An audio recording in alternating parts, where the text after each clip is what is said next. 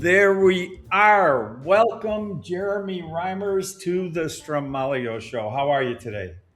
I'm well, thank you, Mike. Thanks for having me. Yeah, I'm thrilled to have you. It was fun to see you and spend a little bit of time with you at the Executive Connection Summit, and we'll talk about that a little bit later on. But welcome to the show. Thank you very much for making your time available.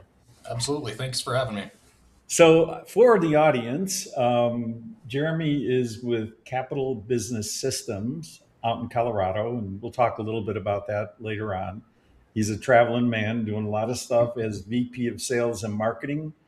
And by the way, before we begin, which OEMs do you sell? We are Canon, Ricoh, and we just brought Xerox on about mid last year. Good. So you got a nice array, a nice menu of product. Yes, we do. So again, welcome, and a couple of quick questions, if you don't mind. The simple one, Jeremy, can you introduce yourself to the audience? How long have you been with Capital Systems, and a little bit about your background that got you here? Sure. I've been with Capital Business Systems for about 9 years. I started I was a sales manager in central Nebraska out of our Grand Island office. And that was just a call that I got one day. I was working for a beverage distributor. I was in a leadership position with them, and I called my wife and said, "Hey, I'm going to update my resume tonight." And she's like, "All right, I'll say a prayer for you." I said, "Okay, thanks," and hung up. And it was about 10 minutes later, I got a call from the regional sales manager of Nebraska for Capital Business Systems. And I had interviewed with them before, and it wasn't a good fit at the time. And she said, "Hey, I have a sales manager position open right there in Grand Island. Are you interested in talking?" I said, "Yeah, I would love to." So, long story short, I was in sales management in central Nebraska for a couple of years, and then she retired, and I took her role for a couple of years. And then Jim Kreckmeyer, owner of Capital, he said, "Hey, I'm going to create a position of vice president of sales and marketing. Are you interested?" I said, "Yeah, I would be." And so I've been in my role currently for about 4 years now. My background, I have a breadth of IT software. I worked for a predictive dialer company. You probably know what those are, Mike. A lot of people watching this may not, and that's okay. But I worked as a project manager for them for several years, and so IT was really where I came from. And my entry into this industry was about 10 years before I started with Capital. I worked for a competitor of ours. And uh, during the interview process, he's showing me the copier. I'm like, "Yeah, it's a copier. I don't know if I want to be selling copiers." And he's like, "Well, people print to them also." And I'm like, "Well, really?" And I said, "So it's like a network appliance?" And he's like, "Well, you could call it that." But he's like, "There's software you can sell." And I'm like, "Okay, that's what I'm very interested in is the software component, because that was my background. That's what I did." So I worked for them for about 5 years, went in a different direction, got out of the industry, and then got that call from Capital, and I'm back in. So yeah, I love it. So did your heart seize when you were presented with the opportunity to sell copiers?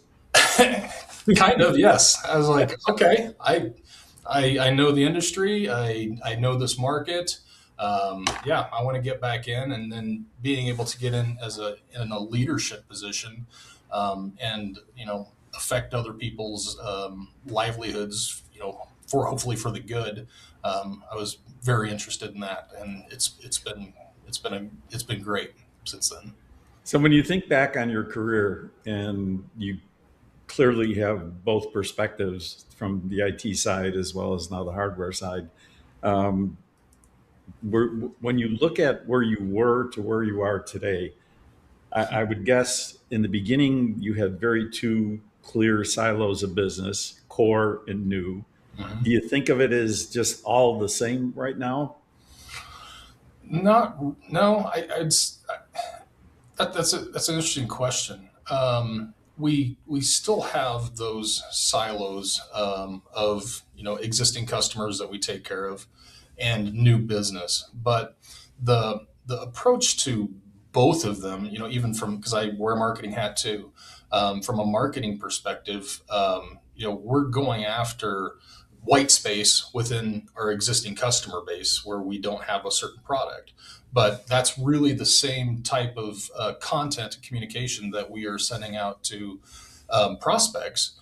And so, there is there's on paper, yes, there's a clear division between new and existing, but from a marketing perspective and how we're doing it, um, they're kind of the same. So, and how long ago was that when you started both? I've been here for 9 years. I've been in my role for about 4 years. Awesome. So we fast forward. Now you're responsible for sales and marketing. How and during that period of time that you've been with Capital, what have you changed? What's changed, and what have you changed? 3 months before I officially took on my current role, um, you know, there's a book, how to, what is it, how to win friends and influence others. I forget what the name of it is, but the first thing that I did was migrated us from sales chain to agent dealer. And you don't make a lot of friends in the sales department when you're moving their cheese, right? And it was a big task, but we did that for a lot of reasons, and one of them is because we wanted to. Now that we have a single point for sales and marketing, we wanted to bring both of those together and really have a good sales enablement tool through marketing. And that's what we were able to do with that. We brought Evolved Office on board. And so we're doing all of our marketing through that. That seamlessly connects with agent dealer and our strategy for around marketing qualified leads into sales qualified leads.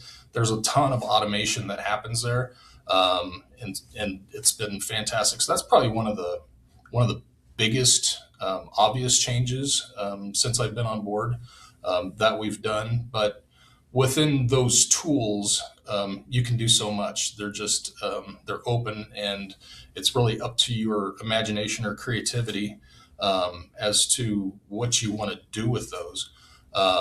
So from a sales standpoint, we created a lease end date program, and I won't get into all the specifics on it, but ultimately, through automation, rep can go out and find a competitive lease end date and enter it into our system. There's a ton of automation that happens, and then marketing gets involved.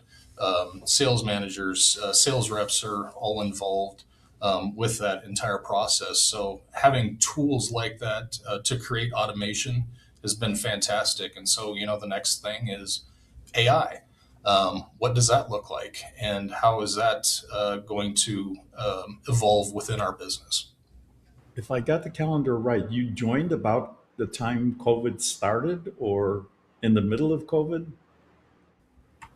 It would have been 2 years prior to COVID. I think it's late 2017. So you get all excited, you join a great new company, great culture, and then wow. And then we're wearing masks.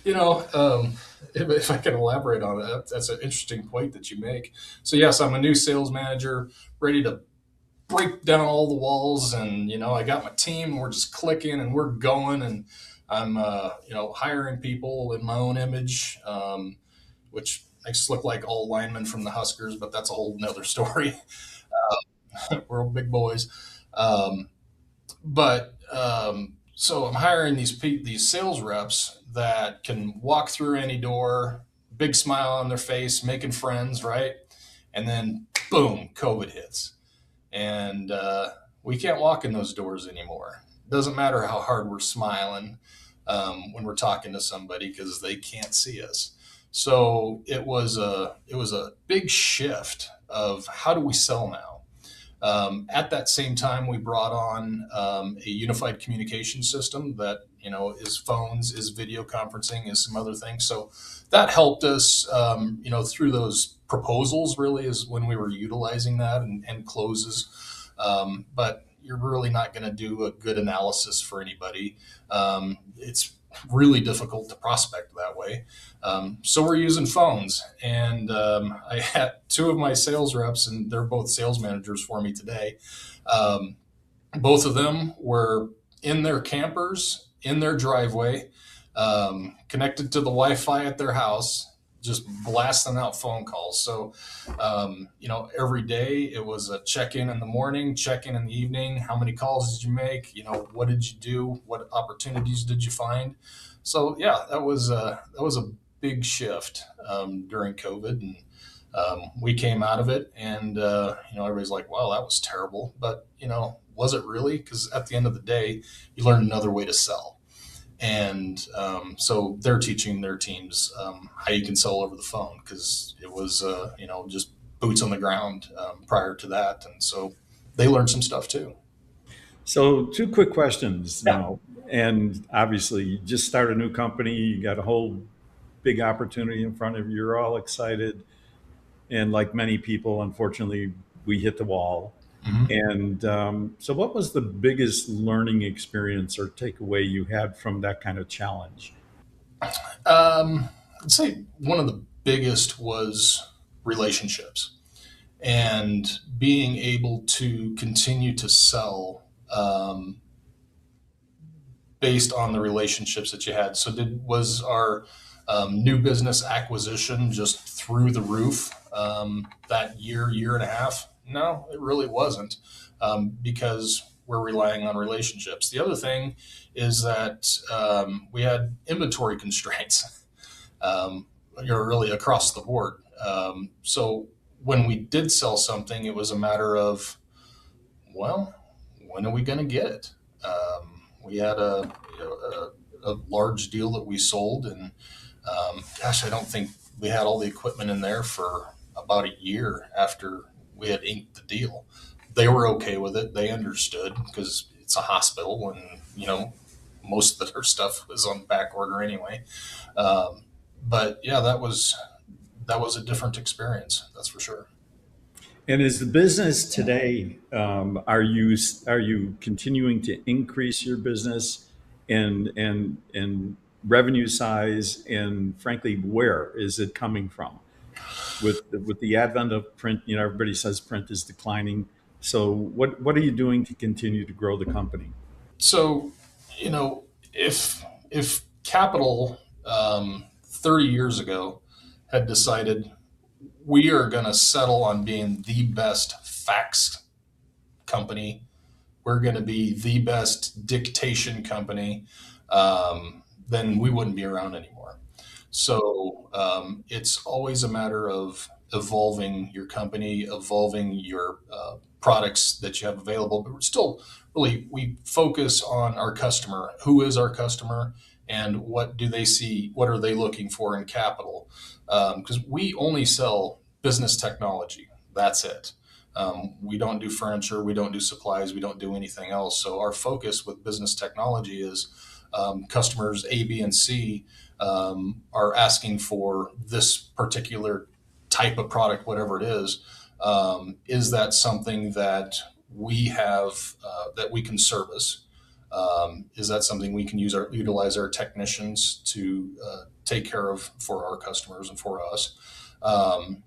And does it fit within the product set itself? So we were copiers and printers. Then we brought on managed network services, and we didn't buy anybody. It was homegrown. So we put some butts in seats and said, this is our goal. This is what we want to do, and we had the right people in the right places. So that was good. And then what couples with managed network services is a unified communication system. So we brought that in. Uh, I'd say it was 2 years ago. We kind of dabbled in document management, kind of like, you know, whoever has it, great. Let's talk to them, see if we can sell it.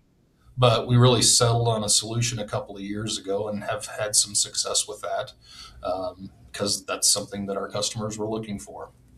Um, so yeah, we continue to look at any white spaces that we have as a company, and what can no, you're okay. And what can we do to um, grow our company and stay relevant? So, what percentage is core versus new today? We've had really good growth, with net new customers. I'd say we are, well, last year we were about 60, 40% new. This year we're besting that from a new business standpoint. So, when you're growing your business, and how difficult is it for you today to find good quality candidates? On the sales side, it's difficult. It's very difficult.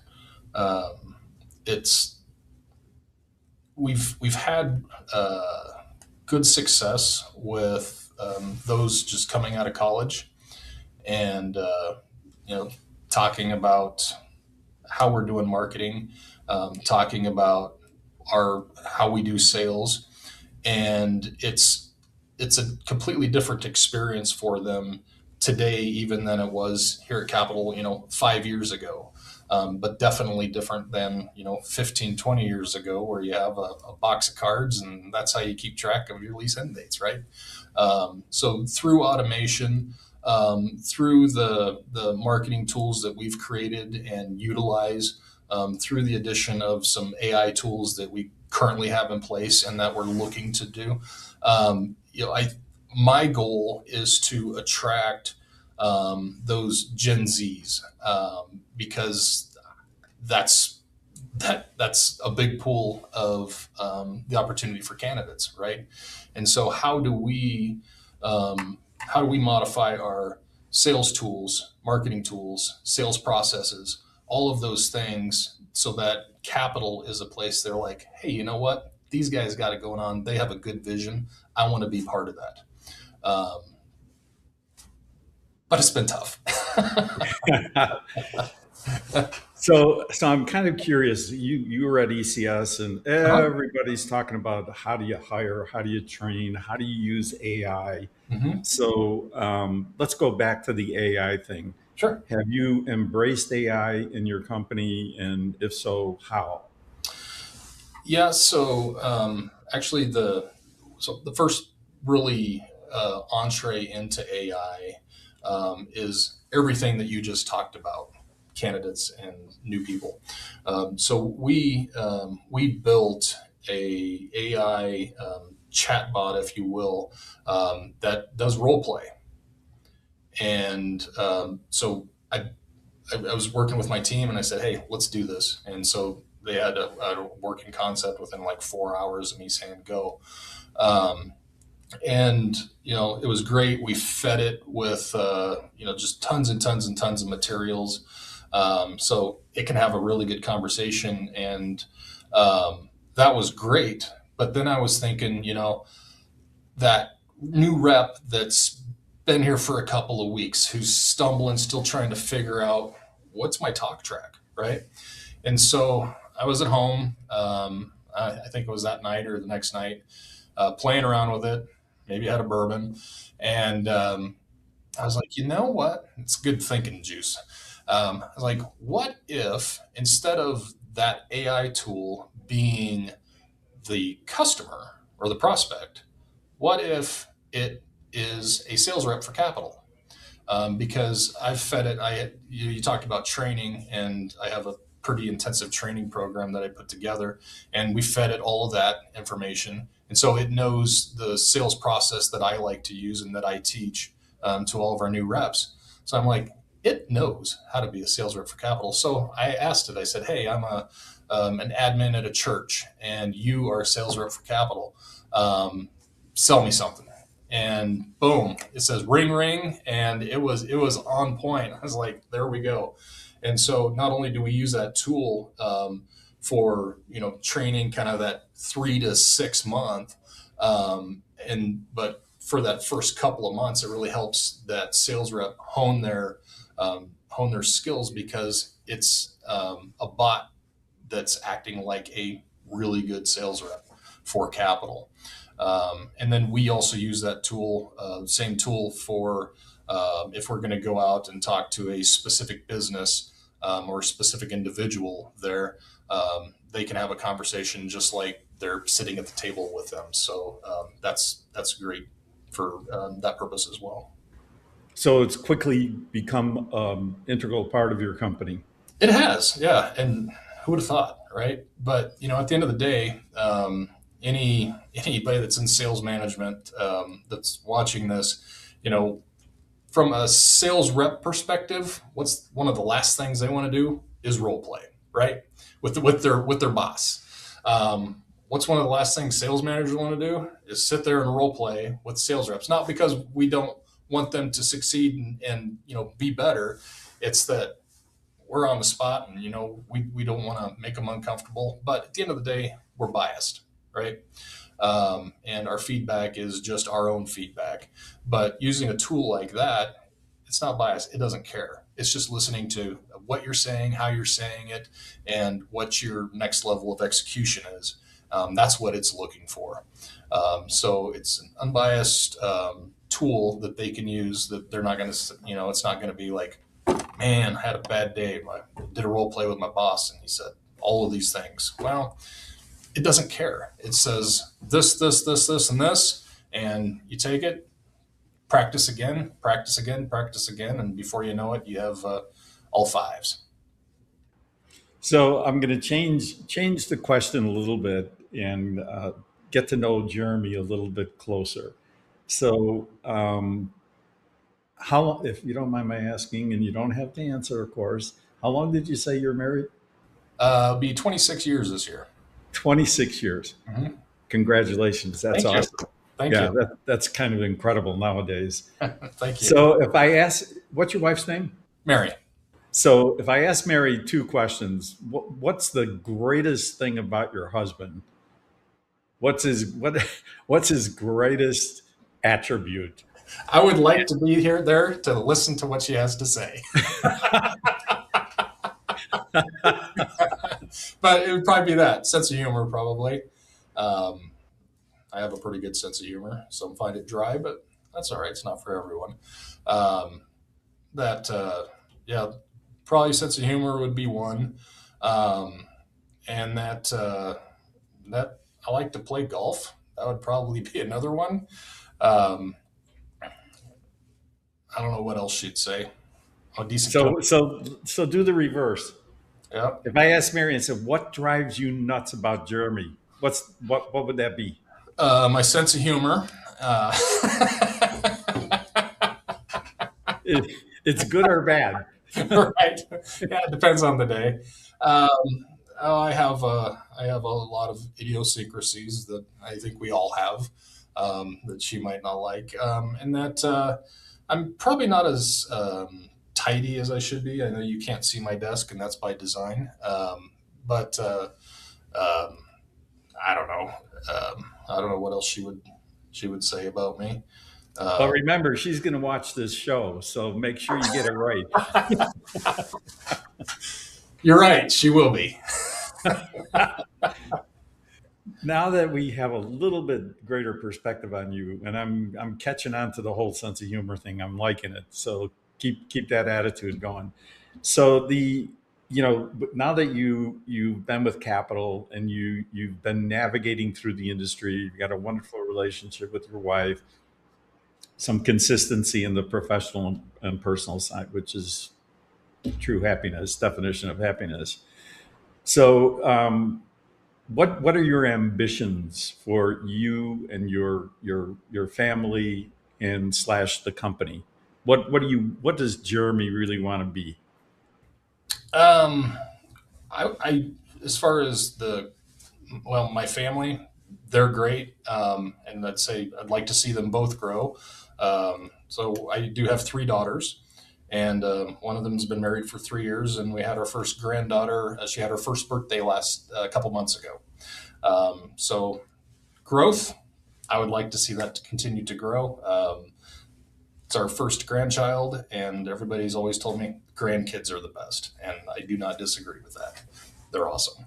So the excitement, in the industry right now has a lot of complexity and a lot of different areas. What do you feel? How excited are you over the course of, let's say, the next 5 years about the industry that we serve? Are you excited about it? I am I am very excited about it, and I think that we as a company are in a really good place from a lot of the programming that we've built already, um, and uh, there's just so much more on the horizon. I feel through managed network services. So that's something that we do, but there is a lot of niches within that that we haven't necessarily, no pun intended, capitalized on yet. We should use that for marketing. Um, but from a cybersecurity and penetration testing and those types of things, we do a little bit of that, but not a lot. So I think that there's some places there that we can hone in and be better and do better by our customers. With the unified communication system that we brought on, it's phones and video conferencing, big deal. But here's the kicker: is now, the company that we chose to work with, they're using AI tools. They're developing their systems. They have AI receptionists available now. I mean, that's just kind of next level thinking, and stuff that we can take to our customers. Like, hey, isn't this cool? Print on paper. Um, it's still going to be around for a long time. But what are our vendor manufacturers? What are they doing differently? They're looking at a lot of production opportunities, right? So embellishing and some other things that they're bringing to the table that are really impressive. Of course, it's taking it out to the print shops or implants and saying, "Hey, isn't this cool? You guys should have this." But you know, there's camera systems. That's something we haven't gotten into yet. Um, we've looked at it. We decided to bring Xerox on last year, so that's been our focus. Um, so yeah, there's a ton of opportunity, and just a lot that we can deliver as a company to our customers in the form of business technology. So you went to ECS, Mhm. and was that your first time? I think it It was. was, yes. Yeah, Yep. that's what I thought. So what was your overall reaction and takeaway? It was impressive. The speakers that you had on the stage, and it was a ton of different content, which was fantastic. And you had a cart that was driving around the conference area the entire time, and every time it passed, I was just like, how you're talking about, what's the next 5 years look like? I'm looking at that cart every time it came by. I'm thinking of applications for it, applications for it, applications for it, because it's just a box, right, with a brain in it, and you can program it to do whatever you want. So I'm thinking, hey, if we could take something like that, introduce it to some of the medical, hospitals or rehabilitation facilities that we have equipment in, and introduce something like that that maybe has a lockbox on it. It starts out in the pharmacy, and here's prescriptions for rooms 1, 2, and 3. They send it out. MedAid meets the cart at the front door. Boom, there's your stuff. Scan it in, scan it out. I just think that robotics and tools like that are really going to have really kind of shape maybe the next or the future of our industry, because you have really everything weaved into that. It's hardware; they have to be serviced, and there's obviously AI components. There's software. There's everything that we do today. It's just presented differently. Yeah, it's kind of interesting. The whole robotics thing kind of surprised me a little bit at ECS because it captured a lot of people's attention, and it makes sense to our model. Yeah, absolutely, it does. Yeah. The other quick question regarding ECS, was there something that you was there any one particular session that you walked away from and said, I got to do that? I'm trying to narrow it down. It was yeah. There was just a lot of great things there, um, but AI and there's I think there's maybe a couple, maybe a few different camps of that people are in when it comes to AI is going to be sentient and terminator all of us. Probably not. Probably not. Um, is it going to replace my job, your job within the next 6 months? No. I'm in the camp of it's a tool, just like all the rest of our tools, and it's how do we utilize that within our own organization to better our processes, to make us better humans, to make our jobs a little easier so we can focus on other things. Um, and then can we take that and rinse and repeat? And is that something that we can offer to our customers to enhance productivity, whatever it is? And I think maybe some of that's true, but I think ultimately, AI it's a decision making and it's a task oriented product, and it's really about the wrapper that you put around that. And so, is that wrapper something that you can transact to somebody else? And that I don't know yet. So we're coming around the turn here. A couple of last questions. The one question for younger folks or dealers in the industry right now: what's the best advice you could give either to a dealer president or younger executives that are in the industry right now? What's the one message you want to say? Hey, The one message that I would say, hey, is change is constant, or should be. But it's not a matter of change just to change, but a change for good. And that's good for uh, your customers. It's good for your sales reps or your team that you manage. And then is it also good for the company? But change is inevitable. And those that are disinterested in that, or this is what I built, this is the way it works, and this is the way I've always done it. Um, that may have worked a while ago, but today and forward, you gotta adjust. That now go back to my point. If we were the best dictation company, we were the best fax company, we wouldn't be around anymore, and that's because we had to change. And so that would be my advice to anybody in a leadership position is just know that you have to change, but do it for good of all three of those. that's good counsel. That's good advice, especially for young people. So the last question, this is always the big one. Do you have a Frank Sinatra song that's your favorite? Frank Sinatra song that's my favorite. I have a couple, but I'd say "My Way" is probably my favorite. And then I like "New York, New York" is a good follow up because I love New York. Hey, two great songs, two Yeah. of my favorites. So as we leave the show, again, I want to thank you and Capital Business Systems for joining us today. Um, if you, when you look forward the next year, 2 years, or 3 years, do you envision a multi-dimensional sales rep? So in other words, a rep can sell more diversified portfolio? Or this is a serious question because so much is going on.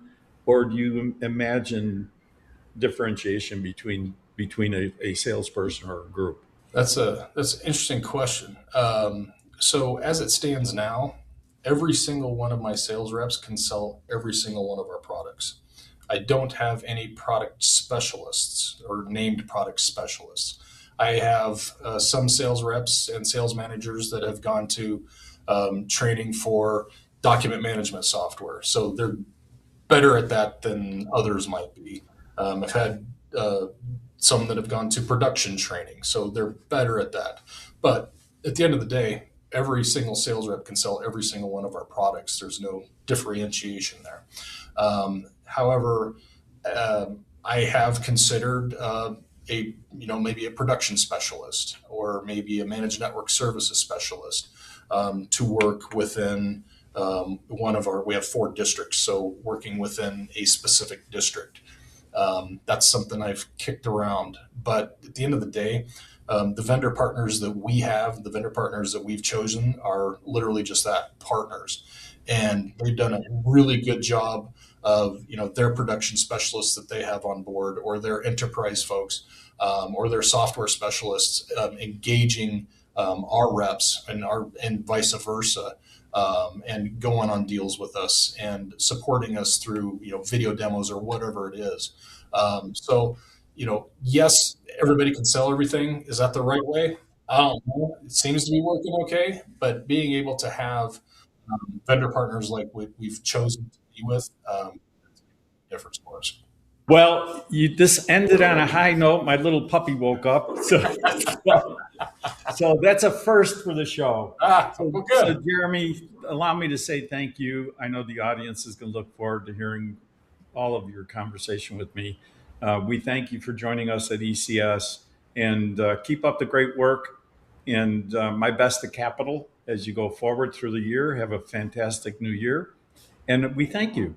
Yes, thank you so much, Mike, for having me on, and look forward to seeing you again soon. You got it. And next time I see you, I'll show you the puppies. All right, that sounds fair. All right. Thanks. I appreciate it, Jeremy. Have a great one.